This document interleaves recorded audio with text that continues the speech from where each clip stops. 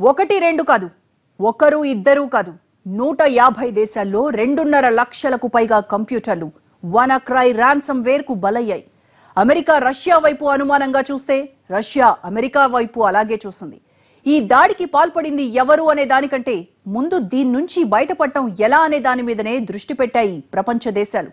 ఏపీలో తిరుపతి నుంచి అమెరికాలో అట్లాంటా వరకు అనేక మందిని వణికించింది ఈ వైరస్. రాన్సమ్వేర్ ఎక్కడ పుట్టింది, ఎలా వ్యాపించింది?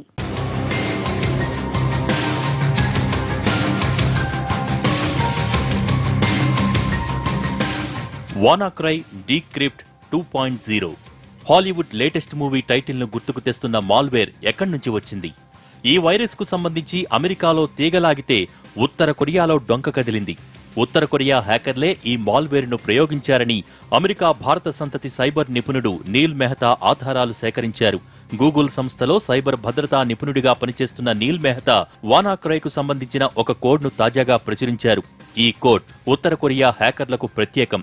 ఆ దేశానికి చెందిన లాజరస్ ముఠా 2014లో సోనీ పిక్చర్స్ ఎంటర్టైన్మెంట్ పైన, 2016లో బంగ్లాదేశ్ సెంట్రల్ బ్యాంక్ పైన సైబర్ దాడులు చేసినప్పుడు ఇదే కోడ్ను వాడారు. వాస్తవంగా సోర్స్ ఎక్కడ అన్నది ఈ టైప్ ఆఫ్ ర్యాన్సమ్వేర్లో కావచ్చు, ఇంకా రిమైనింగ్ అటాక్స్ వెయిట్లోనూ ఐడెంటిఫై చేయడం కష్టం అవుతుంది. ఎందుకంటే ఇవి బాట్నెట్స్ బేస్డ్గా పనిచేస్తూ ఉంటాయి. ఫర్ ఎగ్జాంపుల్ ఇండియాలో వచ్చి నేను ఒక లొకేషన్లో ఉన్నా, నేను కూడా దీంట్లో వన్ ఆఫ్ ది పార్ట్గా నా కంప్యూటర్ కూడా నా ఐపీ అడ్రస్ కూడా పనిచేస్తూ ఉంటుంది. ఎందుకంటే నేను ఏ పైరేటెడ్ మూవీనో లేకపోతే కనుక ఏ పోర్నోగ్రఫిక్ వీడియోనో చూస్తాను, ఏదో సైట్కి వెళ్తాను. అలా వెళ్ళినప్పుడు నా పర్టికులర్ కంప్యూటర్ కూడా హ్యాకర్కే ఒక టూల్ లాగా పనికొస్తుంది.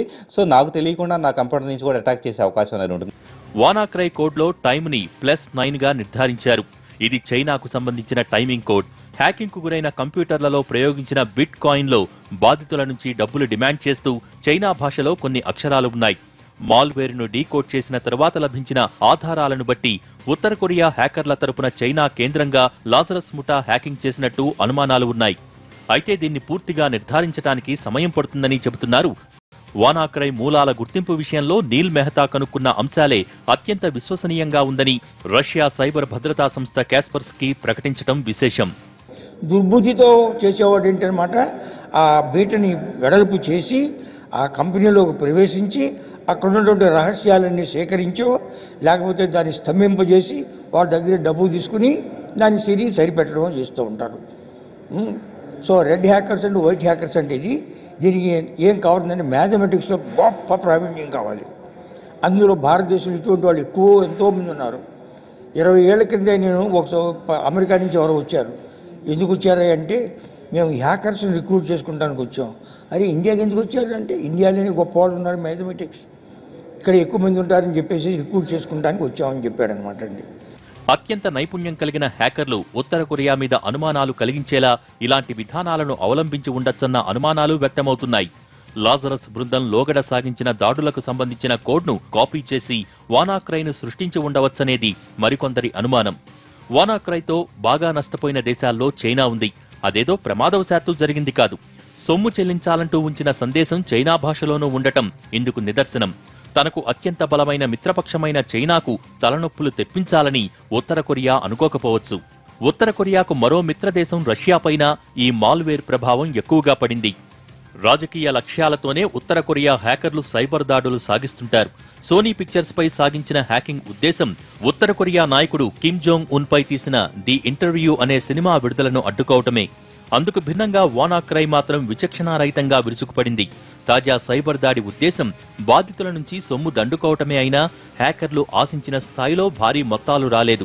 ఇప్పటివరకు 40 లక్షల రూపాయల మేర మాత్రమే యుఎస్, యూకే కావచ్చు లేకపోతే రష్యా కావచ్చు, వీటిలో రష్యాను మనం ఏదైనా హ్యాకింగ్ అటెంప్ట్స్ అయితే కనుక రష్యానే పాల్పడిందని చెప్పేసి మనం ఎప్పుడు కన్సిడర్ చేస్తాం. అంటే అది టెక్నికల్గా అంత అడ్వాన్స్డ్గా ఉంటుంది హ్యాకింగ్ పరంగా పర్టికులర్గా.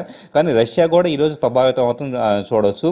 ఇక్కడ వాస్తవంగా యుఎస్ఏ, ఎన్ఎస్ఏ అంటే నేషనల్ సెక్యూరిటీ ఏజెన్సీ టూల్స్ ఏవైతే ఉన్నాయో వాళ్ళు తయారు చేసిన యుఎస్ వాళ్ళు తయారు చేసిన ఆ టూల్స్ని బేస్ చేసుకొని ఈ ర్యాన్సమ్వేర్ డిజైన్ చేయబడినప్పటికీ ఆ టూల్ ఎంత శక్తివంతంగా పనిచేస్తుందో ఈరోజు మనకే తేటతల్లం అయింది.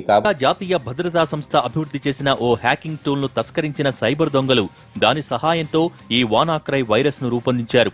లాజరస్ అనే హ్యాకర్ గ్రూప్ ఉత్తర కొరియా ప్రభుత్వంతో సంబంధాలను కలిగి ఉందని, వారి టూల్ కోడ్ హ్యాక్ అయిన కంప్యూటర్లలో ఉన్నట్టు తేలింది. ఉత్తర కొరియా నిపుణులు వానాక్రై కోడ్ రాసుంటారని, అలా జరక్కపోయి ఉంటే ఓ థర్డ్ పార్టీ కోడ్ను ఉత్తర కొరియా ప్రభుత్వం, హ్యాకర్లు వాడినట్టుగా భావించాలని అమెరికాలోని సైబర్ నిపుణులు భావిస్తున్నారు. ఒక్క నార్త్ కొరియాయే కాదు, ఇజ్రాయెల్ చేస్తోంది, పాకిస్తాన్ చేస్తోంది, భారతదేశం చేస్తోంది, ఇరాను, రష్యా, అమెరికా, ఈ ఫ్రంట్ ర్యాంక్ అన్నమాట. చైనా, ఈ వీటిల్లో అందరూ కూడా కొంతమంది వేల మందిని ఉపయోగించి హ్యాకింగ్ చేస్తున్నారు. ఇప్పుడు పెంటగాన్ అమెరికాలో సైన్యానికి కేంద్రం అన్నమాట అండి. పెంటగాన్ని చైనా ఎన్నోసార్లు హ్యాక్ చేసింది. అలాగే ఇజ్రాయెల్ ఇరాన్ని హ్యాక్ చేసి ఇరాన్ వాళ్ళు అణ్వాయుధాలను కనిపెడతా ఉంటే దాన్ని బదలు కొట్టేసింది.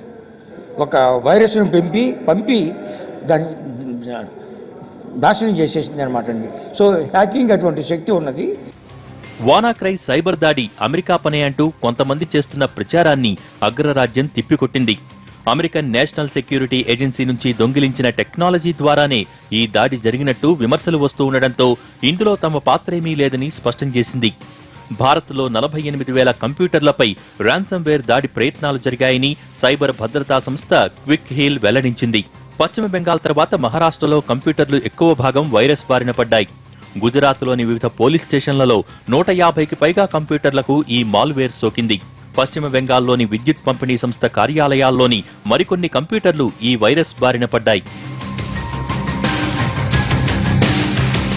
ప్రపంచం రోజురోజుకి కంప్యూటర్ల చేతుల్లోకి వెళ్తోంది. కంప్యూటర్లను అనుసంధానిస్తే వ్యవస్థ కూడా దేశాల సరిహద్దుల్ని దాటేసింది. ఇలాంటి పరిస్థితుల్లో హ్యాకింగ్, సైబర్ నేరాలకు పాల్పడే వ్యక్తులు, దేశాలను శిక్షించేందుకు అంతర్జాతీయ చట్టాలు లేవు. ఆ నిబంధనలు ఉంటే ఉత్తర కొరియా ప్రపంచ దేశాలకు కోట్ల రూపాయల పరిహారం చెల్లించాల్సి వచ్చి ఉండేది. తాజాగా జరిగిన సైబర్ దాడి అంతర్జాతీయ చట్టాల అవసరాన్ని నొక్కి చెబుతోంది. సర్వం ఆన్లైన్ చేసేయాలని తహతహలాడుతున్న ప్రభుత్వాలు భద్రత లేని ప్రపంచంలో పౌరుల వ్యక్తిగత సమాచారాన్ని ఉంచి దాన్ని గాల్లో దీపంగా మార్చటం, వారి జీవితాలను ప్రమాదంలోకి నెట్టడం ఎంతవరకు శ్రేయస్కరమో ఆలోచించాలి.